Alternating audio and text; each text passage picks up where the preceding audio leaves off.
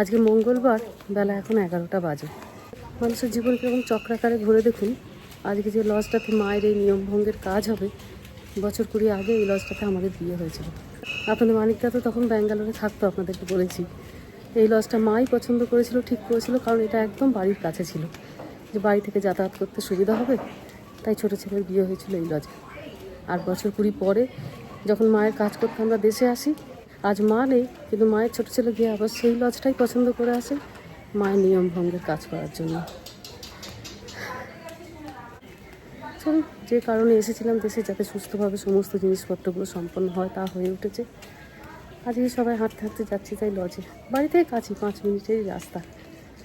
একটু আগে মিথুন আর আমার ভাই এসেছে। আমার মা বাবা তো আছেই এখানে কদিন।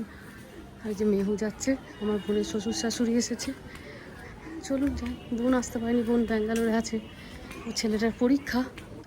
এইটা হচ্ছে আমার শ্বশুর বাড়িতে আসার রাস্তা। রাস্তাটাকেও একটুখানি ভিডিও করে নিয়ে যাচ্ছি। আবার কবে আসা হবে না হবে, শ্বশুর শাশুড়ি রইল না, শ্বশুর বাড়ির কী রইল। মায়ের টানটানি আসা হতো, সেই কাজ রইল না।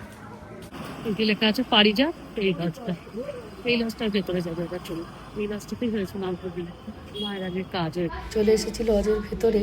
মেহার অন্নপ্রাশনও হয়েছিল এই লজটাতে। ভেতরে কত পরিবর্তন। মায়ের এখানে ছবিটা রাখা হয়েছে, দুদিকে দুটো ফুলদানি, রজনীগন্ধা স্টিক। দেশের বাড়ি থেকে কিছুক্ষণ আগে আমার কাকা এসেছে। এই সন্দেশটা মায়ের সামনে যে প্লেটে রাখা আছে দেখছেন, এটি মায়ের ভীষণ পছন্দ ছিল। যখনই কাকা আসতো হালি শহর এটা নিয়ে আসতো। এইবারেও মনে করে এনেছে, আর সেটাকেই প্লেটে করে রাখা হয়েছে। যে রাজা মিতুন ওখানে ওর বাবার সঙ্গে ছেলেমেয়েরা বসে আছে, দান ওদেরকে একবার নিয়ে আসি, ঠাকুমার কাছে একটু হাত জড়ো করে বসুক। পৃথিবীতে যখন আমরা আসি তখনই বোধহয় স্থির হয়ে যায় কবে ফেরত যেতে হবে। মাঝের কিছু বছর, কিছু সম্পর্ক, কিছু মায়া, কিছু দায়িত্ব, তারপর আবার ফিরে যাও যেখান থেকে তুমি এসেছো। আজ আমার শাশুড়ি মায়ের নিয়ম ভঙ্গের কাজ। জীবনটা চলছিল খুবই স্বাভাবিক নিয়মে। হঠাৎ করে তার ছন্দপতন ঘটিয়ে তাড়াতাড়ি করে টিকিট কেটে ফিরে এসেছিলাম দেশে। মাঝে কেটে গেছে 13টা দিন, 1000টা নিয়ম নীতি মেনে। আজকে আমরা শেষ দিনে উপস্থিত হয়েছি। আজকে মায়ের নিয়ম ভঙ্গের কাজ। কালকে আবার যে যার সংসারে ফিরে যাব, আবার জীবন চলবে তার ছন্দে।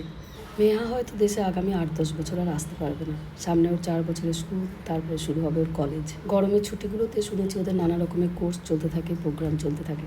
টুক করে রামাটার হাত ধরে কখনো কখনো হয়তো একবার করে দেশে ফিরে আসবো। রইল সমস্ত কিছু আমার এই স্মৃতির খাতাতে। খুব সন্তর্পণে, খুব যত্নে আমি তাদেরকে এখানে তুলে রাখলাম। কোনো এক গ্রীষ্মের দুপুরে যখন আমার ছেলে মেয়েরা বসে বসে তাদের সামার ভ্যাকেশনে দেশে আসার কথা মনে পড়বে, আর ঠাম্মির কথা মনে পড়লে তখন টুক করে একবার টিভি ব্লগগুলো খুলে দেখবে। একটার পর একটা দিন খুব যত্ন করে সাজিয়ে তাদেরকে আমি আমার এই স্মৃতির খাতায় তুলে রাখলাম। গত 5 বছর ধরে জীবনের খুঁটিনাটি জিনিসপত্র আমি এখানে সযত্নে তুলে রেখেছি। ছেলে মেয়েদের জন্মদিন, তাদের স্কুলের বিভিন্ন রকমের কাজ কর্ম, তাদের অসুস্থতা, গরমের ছুটিতে দেশে ফেরা, পুজোতে তাদের নতুন জামা পাবার আনন্দ, কুরিয়ারে করে প্রতি বছর দেশ থেকে জামা কাপড় আসা, তেমনই প্রিয়জন বিয়োগের দুঃখ। আজ না হোক কাল আমার রামা মেহার ছেলে মেয়েরা যদি না তারা দেশে ফেরে, তাদের কাছে কিছুটা হলেও একটা ধারণা থাকবে কেমন ছিল তাদের পূর্বপুরুষেরা, কেমন ছিল দেশে তাদের ঘর বাড়ি। কিছুটা এই চ্যানেলটা হয়তো তাদের কাছে আয়নার কাজ করবে। আর যেমন আমরা আমাদের পূর্বপুরুষদের যদি কোনো ছবি দেখতে চাই, হয়তো বহু দিনের একটা সাদা কালো ছবি দেখি বা তাদের পায়ের চিহ্ন দেখি, কিন্তু খুব পরিষ্কার ধারণা তার সম্পর্কে পেয়ে উঠি না। এখানেই তো প্রযুক্তির জয় বলুন। জীবনের ছোট্ট ছোট্ট মুহূর্তগুলোকে যদি এইভাবে ফ্রেমবন্দি করে রাখতে পারি, হয়তো আমাদের পরের প্রজন্ম তাদের পূর্বপুরুষদের হাঁটতে চলতে দেখতে পাবে, হয়তো তারা খুশি হবে। শুধু চ্যানেলটাকে বাঁচিয়ে রাখতে হবে। রইল এর মধ্যে সমস্ত কিছু। চ্যানেলটার যাতে কোনো ক্ষতি না হয়। গত 5 বছরে অনেক অফার পেয়েছি জানেন, কিন্তু কখনো কোনো ব্র্যান্ড প্রমোশনই বলুন, কোলাবোরেশনই বলুন, কখনো কোনো দিকে তাকাইনি। কারণ বহু ভিডিওতেই দেখেছি যে এই সমস্ত কারণে অনেক সময় চ্যানেল নাকি হ্যাক হয়ে যায়। পিসির ছেলের ছোট বউ হয়ে গেল সকলেরই। আজকে আবার সবাই ফিরে যাবে, কালকে থেকে তাদের তো আবার অফিস কাছারি। আমরা ইন্ডিয়াতে এসেছিলাম কেন? ঠাকুমার ফিউনারেলের জন্য, তাই হয়ে গেল, কাজ ডান। ফিরে যাবে বাড়ি, বাড়ি ফিরে যাবে এবার? যাবে না, আর ফিরবে না। I just want to come after. You said we're going to stay here for a month. 1 মাস থাকবে? Yeah, you said you were going to stay here for a month. আর পড়াশোনাটা একটু করতে হবে, হ্যাঁ? আর পড়াশোনা দরকার নেই। হয়ে গেছে লজের সমস্ত কাজকর্ম। এবার আমরা বাড়ি ফেরার পথ ধরলাম। 30টা প্লেট আমাদের এক্সট্রা বলা হয়েছিল। নেহার বাবা আর আমাদের সঙ্গে যে ছেলেটি ক্যাটারিংয়ের কাজ করেছে দুজনে মিলে যাবে এখন ওই আশ্রমের দিকে। ওখানে প্রচুর গরিব মানুষ থাকেন, তো তাদেরকে খাবার দিতে যাবে এখন ওরা। শোনো, আজকে আমার এক ঠাকুমার মুখোমুখি ছিল, তাই তার আপনার শান্তি কামনা তোমরা করবা। আমরা আসতে লেট হয়ে গেল, অনেক জায়গায় ঘুরে ঘুরে আসলাম, বুঝলাম। আমি কি রাখবো এখানে?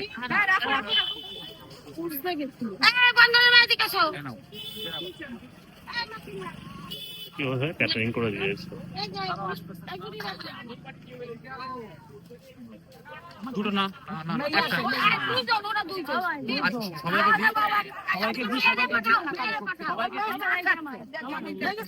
দিই, সবাইকে দিই, দেবো, সবাইকে। এটা মাছ পায়। ঠিক আছে, দাঁড়াও দিই, আমি আগে দিই। এরকম করবো না কিন্তু।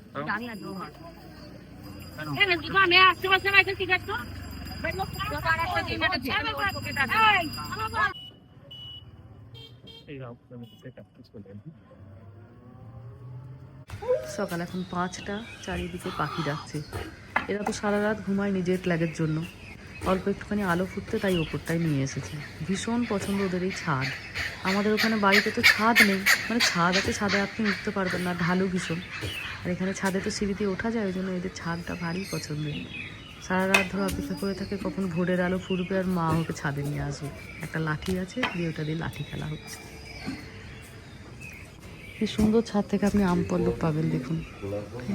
আম গাছটা একদম ছাদের কাছে চলে এসেছে, তো এখান থেকে বৃহস্পতিবারে আম পল্লব পারতাম। কি মুকুল এসছে, ছোট্ট ছোট্ট আমও এসছে, আমের গুটি। শুনতে পাচ্ছেন কোকিল ডাকছে। কতদিন পর শুনছি কোকিলের আওয়াজ। এই যে মেজদিও এসেছে ছাদে।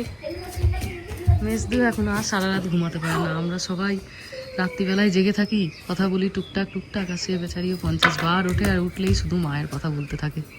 প্রত্যেকদিন সকালবেলা না আমি দরজাটা খুলে বেরাই, আমার যেন মনে হয় বেরিয়েই দেখবো যে চেয়ারে বসে আছে। বাবাই যাচ্ছে না, বাড়িটা যেন কিরকম থম করছে না। আর সারাক্ষণ তো কবে আসবে কবে আসবে, হ্যাঁ কবে আসবে কবে আসবে কবে আসবে। মেজদি কবে আসবে করতো, আর টেনেও নিয়ে এলো গো। হ্যাঁ, যা না হলে যুদ্ধ লেগেছে, আমরা আসতেও পারতাম না। কোনো এয়ারপোর্টে হয়তো বাচ্চা নিয়ে ছোটাছুটি করছি, চারিদিকে সব দেখছি তো কান্না। তুমি দেখো কি সুন্দর সব নিয়ম মানা হচ্ছে। হ্যাঁ, কোনো একটা কিন্তু বাদ যায় না, বেগও পেতে হচ্ছে না, কোনো বেগও নেই। এর মধ্যে আসলে জীবনে মা খুব সুখী ছিল, তো ওই জন্য সব জিনিসপত্র খুব সুন্দরভাবে এগাচ্ছে। যদি খুব কষ্ট পেয়ে তিনটে ছেলে কষ্ট তো পেলনি, একদমই পেল না। 3টে ছেলেই ভালো। হ্যাঁ, কত তাদের 3 ছেলে 3 বউ, নাতি নাতনি। আমরা দূরে থাকতাম, কিন্তু দূরে থাকলেও আমরা খুব মনের কাছাকাছি। রোজ ফোন টাউনগুলো হ্যাঁ, করা, রোজ ভিডিও নেই এমন একটা দিন নেই। হ্যাঁ, সত্যি তাই গো। আমি তাই ওটা ভাবছি, আর বুকের ভেতরটা আমার কেঁপে উঠছে যে এবার যে ফিরে যাব।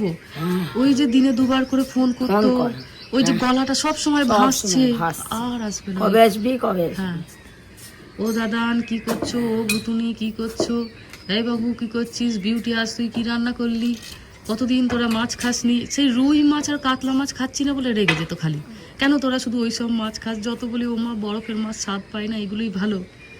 প্রচন্ড মা দান ধ্যান করতো, প্রচন্ড। হ্যাঁ, কড়া থেকে রান্না হচ্ছে আগে লোককে দিয়ে। হ্যাঁ, বাবু এই মাসে একটু বেশি পাঠাতে পারবি? কেন মা? কারোর না কারোর একটা সমস্যা। মানিকও এত ভালো, ঠিক পাঠিয়ে দেবে। হ্যাঁ, ও মাকে তো কখনো না, তো মাকে না না, আর এইটা আমরা খুব মানি, সবাই মানি। মা বাবাকে যদি তুমি সবসময় খুশি রাখো, তোমার কোনো কিছু তো কোনো কথা নেই, এটা একদম না। কোনোদিন না। মনে শান্তি। ঘর দোরগুলো কত পরিষ্কার পরিচ্ছন্ন করে রাখতে বলো, সব সময় হাতে হাতে কাপড় ডাস্টিং করছে। হ্যাঁ, আমাকে তো এটাই কত আনন্দ বলো, সত্যি তাই। সুস্থ সবল মানুষ, যতগুলো বয়স্ক মানুষ ছিল দিদি তার থেকে সুস্থ। মাইনা বলছে তো মানিক নিয়ে গেছিল, তাই আমাদের এতদিন একসাথে থাকা হলো। হ্যাঁ, পিসিও ওটা খুব আক্ষেপ করছে। পিসি আর মা, আমার তো পাল্টি বদলে বিয়ে।